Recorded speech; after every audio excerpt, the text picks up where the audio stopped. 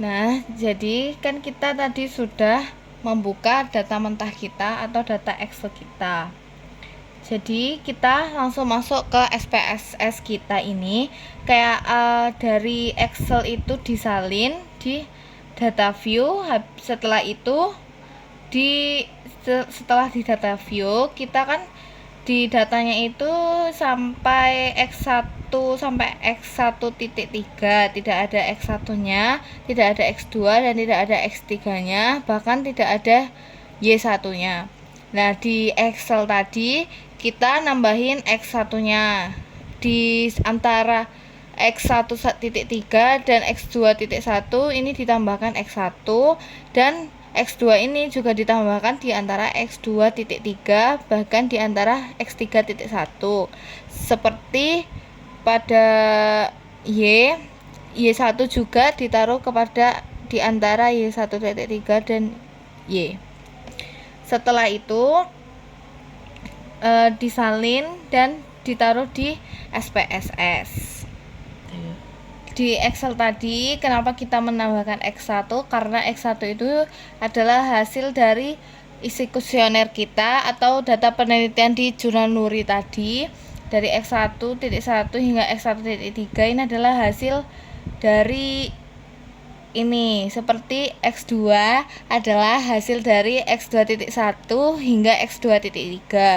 Nah, X3-nya juga sama, seperti ini adalah hasil dari X3.1 hingga X3.3 dan seterusnya seperti Y1 juga adalah hasil dari Y1.1 hingga Y1.3 atau hasil dari perolehan kuesioner per item atau per data. Oh ya, jadi kan tadi sempat saya jelasin di SPSS. Nah, saya jelasin dulu sebelumnya di Excel bagaimana cara mencari X1-nya. Jadi, sebelumnya kan di Excel ini tidak ada X1. Jadi, kita taruh X1-nya itu di antara X1.3 dan X2.1.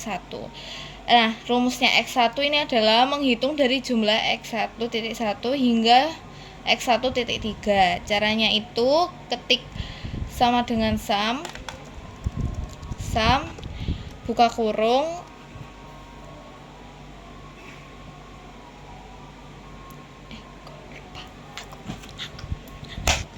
jadi ini ada di sini ada rumusnya sama dengan sum buka kurung B2 ini yang X1.1 dibagi D2 yaitu X1.3 kemudian tutup kurung, setelah itu enter.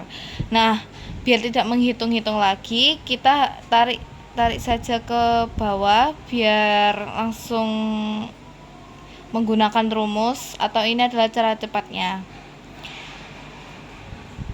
Dan di sini juga ada sekitar 90, ya di sini ada 90 data. Jadi datanya itu keseluruhan ada 90.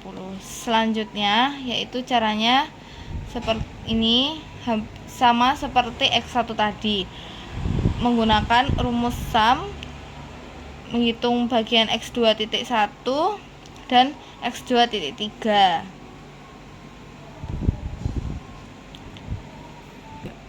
Nah, setelah semuanya sudah terhitung 90 data ini, kita salin di SPSS kita. Nah, di sini kita tinggal salin saja semuanya di sini. Ntar otomatis seperti ini. Ini gambaran setelah disalin dari Excel di sini, dan di sini juga ada data view dan variable view. Ada dua ya teman-teman. Yang data view itu dari Excel, hasil yang kita hitung dari Excel tadi. Nah, selanjutnya ada variable view, yaitu sama seperti hasil tadi, cuma kita harus menambahkan X1-nya seperti ini. Ditambahkan X1, ditambahkan X2, ditambahkan X3 dan ditambahkan Y1. Nah, teman-teman semuanya, Ini kita ketik secara manual saja. Nanti otomatis semuanya akan keluar seperti ini, karena di data SPSS ini kita sudah tidak menghitung lagi karena ini sudah otomatis keluar. Jadi harus urut menulisnya seperti X1.1, kemudian X1.2, selanjutnya X1.3, selanjutnya X1, kemudian di X2 kita harus memberikan X2.1, X2.2, X2.3, dan X2.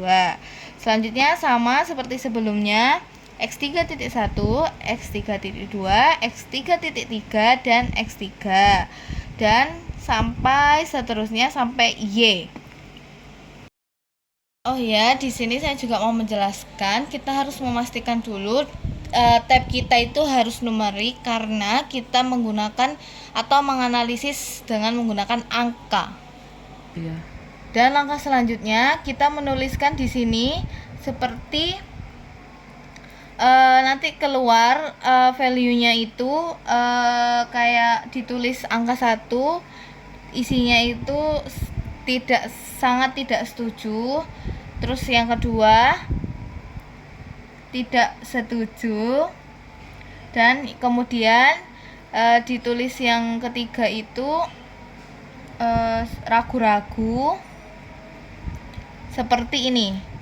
Jadi nanti keluar kita ke klik values, habis itu kita klik value yang pertama ini angka 1, kemudian labelnya diisi sangat tidak setuju, dan value kedua diisi tidak setuju, terus yang ketiga diisi ragu-ragu, dan yang keempat diisi setuju, dan yang kelima diisi sangat setuju. Kita tinggal ketik OK. Jadi seperti itu ya teman-teman. Oh ya teman-teman, untuk penulisan tadi di values-nya kita menggunakan dari X1.1 hingga X1.3. X1-nya ini tidak perlu menggunakan values. Selanjutnya juga sama seperti X1, yaitu X2 sama seperti X1 yang diisi hanya X2.1 hingga X2.3. Nah, X3 juga sama seperti yang sebelumnya, hanya diisi dari X3.1 hingga X3.3. Selanjutnya yang Y juga sama seperti yang sebelumnya. Jadi kita ngisinya itu yang Y1.1, Y1.2, Y1.3. Jadi yang Y1, bahkan yang X3, X2, X1 ini tidak perlu diisi ya teman-teman. Oke, selanjutnya kita tekan measure. Ini kita pilih ordinal, salah, karena ini adalah hasil dari skala liter.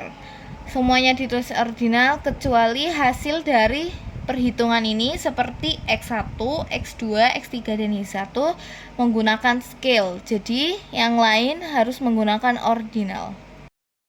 Jadi teman-teman, ketika ini semuanya sudah berhasil atau sudah dirinci satu persatu, kita menuju ke data view, dan ini hasilnya seperti ini. Dan jangan lupa untuk kita save ya teman-teman. Selain itu di variabel juga kita harus nge-save juga. Oke teman-teman, jadi masuk ke langkah pengolahan data, yaitu data deskriptif. Jadi kita sebelum untuk menuliskan ke Word, kita masuk ke sini dulu ya teman-teman. Nah, di sini sebelumnya kita juga harus memasukkan nilai-nilai ini dari data analyze. Jadi yang pertama adalah deskriptif. Kita mencet data view. Selanjutnya kita ke analyze deskriptif statistik, dan setelah itu kita setelah kita menekan analyze deskriptif statistik frekuensi kita, nah nanti keluar seperti ini teman-teman. Jadi kita memilih mana aja yang pengen kita ketahui. Kita milih ini sebentar ya. Maaf karena saya kurang mendalami matkul statistik. Kita pindah. Setelah itu kita pindah ini. Ini ini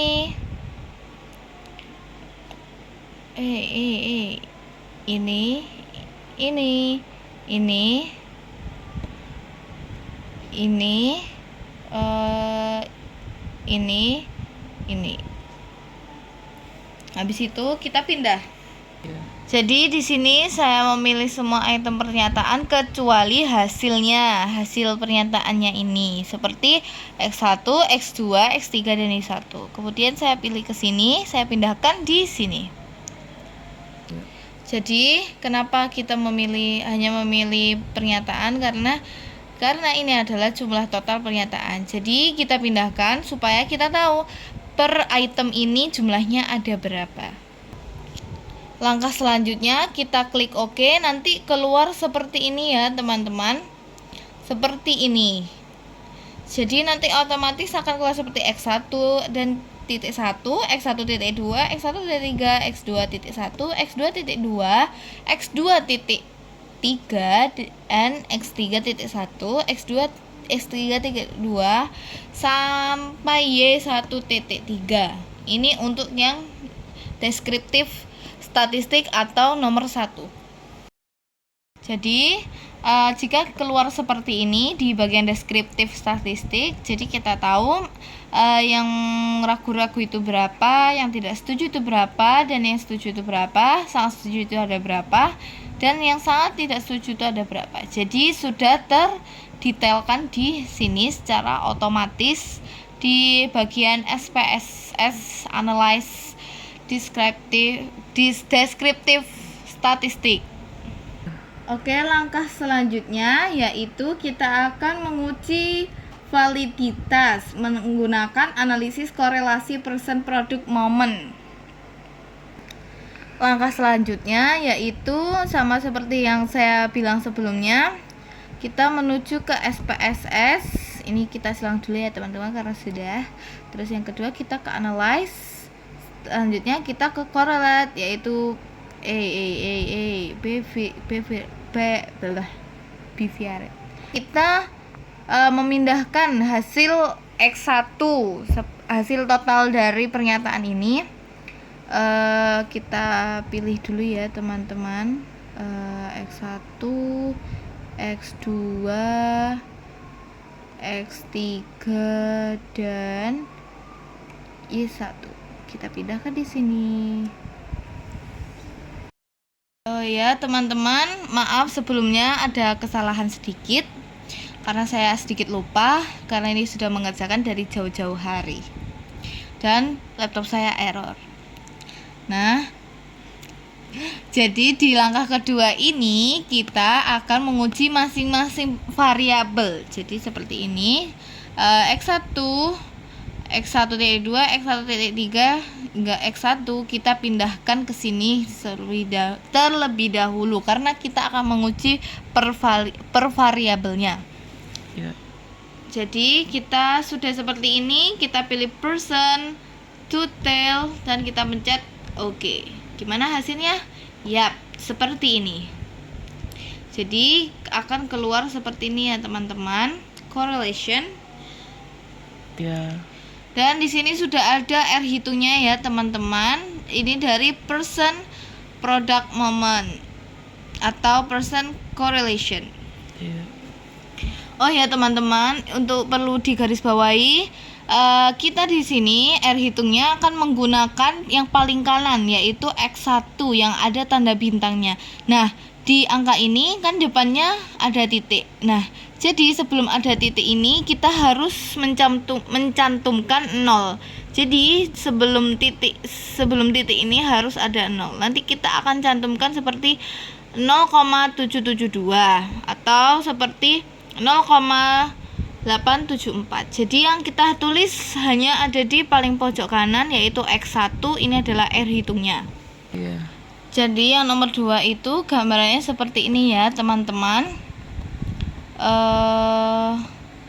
Ini seperti ini. Jadi ini adalah R hitungnya yaitu 0,772 Seperti yang kita lihat di paling kanan nih, seperti ini. Jadi yang ditulis itu yang ada tanda bintangnya yang paling kanan atau X1 itu adalah R hitungnya. Jadi kita tinggal nambahin 0 di depannya ya teman-teman. Nah, untuk ini caranya itu kita cantumkan yang hasil dari SPSS-nya kita di sini, kita cantumkan. Dengan menghitung jumlahnya, kita menghitung itu dengan menambahkan, misalnya seperti 25 ditambah 28 ditambah 24 hasilnya 77. Kalau yang persen, cara menjumlahkannya adalah sama seperti penjumlahan, cuman tidak memakai persen. Jadi tinggal ditambah 27,8, 31,1, 26,7 ditambahkan hasil tambahan tiga angka ini, hasil dari penjumlahan 3 kolom ini yang persen itu akan dibagi 3.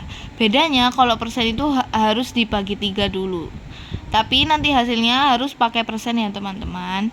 Dan penjumlahan yang berikutnya juga sama seperti penjelasan sebelumnya, tinggal ditambahkan yang nominalnya. Kalau yang persen kita juga akan menambahkan yang persennya saja, cuman hasilnya akan dibagi 3. Oke, selanjutnya yang nomor 3, kita akan menguji reliabilitas Cronbach's-Alpha menggunakan metode Cronbach's-Alpha. Kita akan memasuki sesi 3. Yang pertama, kita tekan analyze, kemudian kita cari scale, kemudian kita nyari reliability analyze. Oke, kita pencet. Nah, muncullah seperti ini. Jadi selanjutnya kita akan memasukkan beberapa variabel ke dalam sini.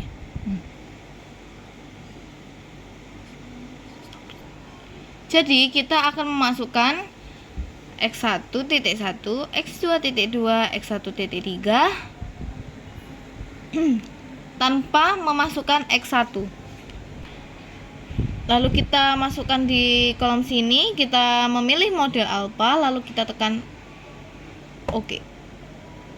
Nah, hasilnya akan keluar seperti ini ya teman-teman. Dan selanjutnya sama seperti tadi, kita memakai data analyze lagi hingga Y.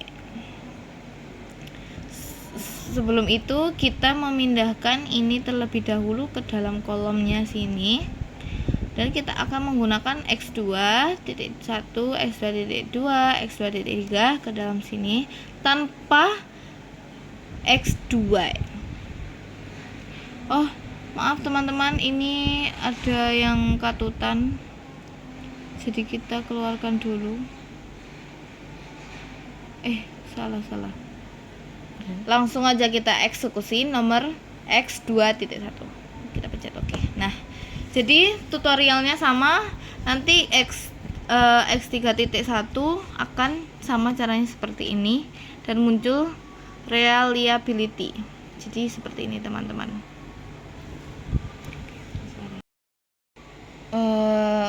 Teman-teman, selanjutnya di nomor 4 kita akan menggunakan uji asumsi klasik, yaitu normalitas atau probability plot.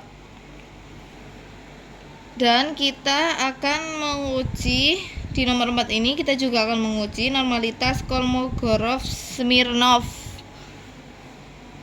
Selanjutnya kita diuji probability plot, kita mencet analyze, terus kita ke daerah mana ya ini, regression, terus kita ke linear. Allah ya Allah. Jadi kita akan mengisi dependent dan independent. Jadi kita masukkan ke Y1, kita masukkan ke dependent, X1, X2 dan X3 kita masukkan ke independent. Selanjutnya setelah kita menekan memasukkan dependent dan independent, kita akan mengeklik plot.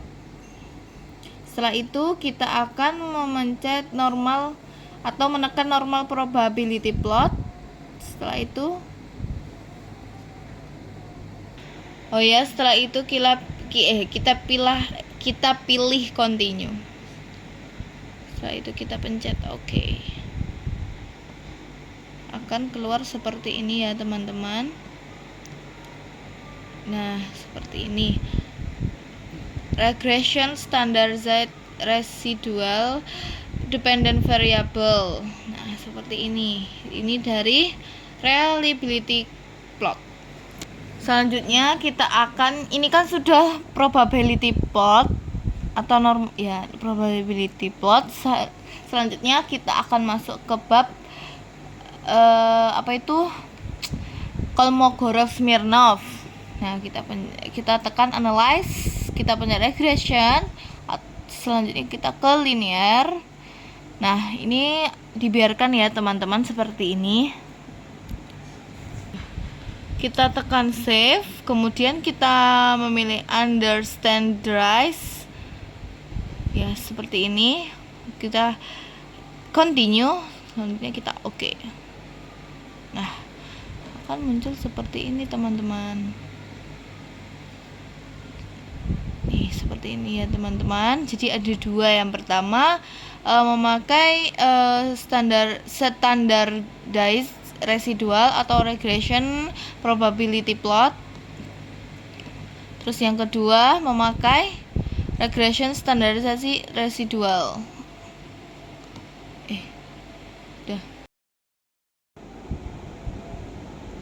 Oke, selanjutnya kita ke non-parametric test. Terus selanjutnya kita menekan legalisi, ya Allah,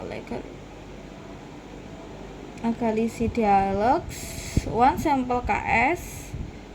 Terus kita akan memasukkan beberapa variabel ke sini. Setelah kita ke non-parametric analyze, kita memasukkan unstandardized ke test variable list. Kemudian kita tekan normal dan kita akan OK. Akan keluar seperti ini, one sample Kolmogorov-Smirnov test. Oke, selanjutnya kita akan menganalisis analisis linear berganda. Kita sama tadi menekan analyze, regression, kemudian kita tekan linear. Nah, seperti ini ya teman-teman. Yang kelima, ini yang pertama ada analisis regresi linear berganda. Seperti tadi kita akan memasukkan mengenai regression linear, terus dan hasilnya seperti ini. Di SPSS akan keluar seperti ini ya teman-teman. Sebentar. Seperti ini. Kita lihat.